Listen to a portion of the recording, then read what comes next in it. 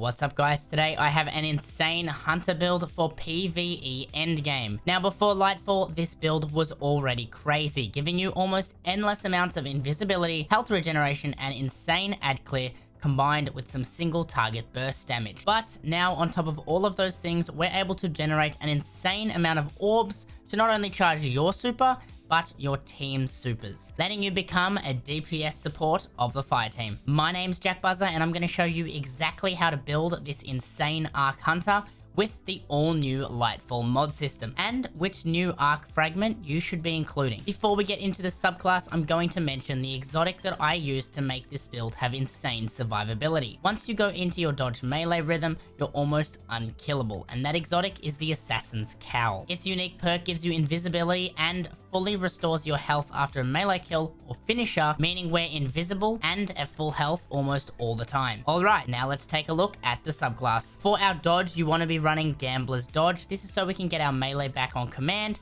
and for our melee we want Combination Blow so that we can recharge our dodge and get some insane burst damage. Aspects. Our first aspect is Flow State to give amplify after we defeat a jolted target, and our second one is Lethal Current to allow our melee to apply jolt and shock nearby enemies, giving us AoE capabilities. Fragments. First we want Spark of Resistance. While surrounded, you are more resistant to damage. Second, Spark of Haste. This is the new fragment introduced with Lightfall. It gives us increased resilience, recovery, and mobility while sprinting. Since we'll always be sprinting to get close to hostiles before we destroy them with our melee, it's great to have these stats boosted. It is worth noting, if you already have 100 in these stats, it won't provide any additional benefits. Third, we have Spark of Recharge. While critically wounded, our grenade and melee recharges faster. And finally, Spark of Feedback. Taking melee damage increases outgoing melee damage. Since we'll be close to enemies, this is the perfect fragment to have, just so we can boost our burst damage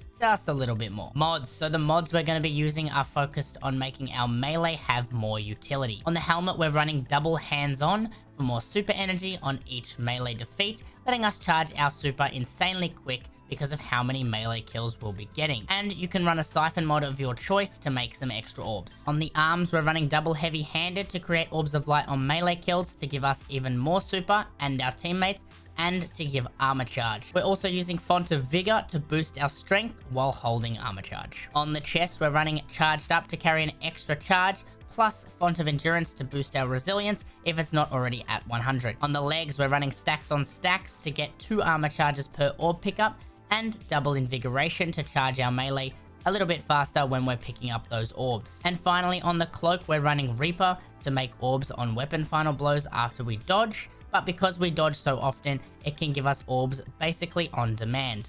I'm also running Font of Restoration to boost recovery, and Time Dilation to keep armor charge for longer. With these mods, the font mods are completely pointless if you already have 100 in that stat.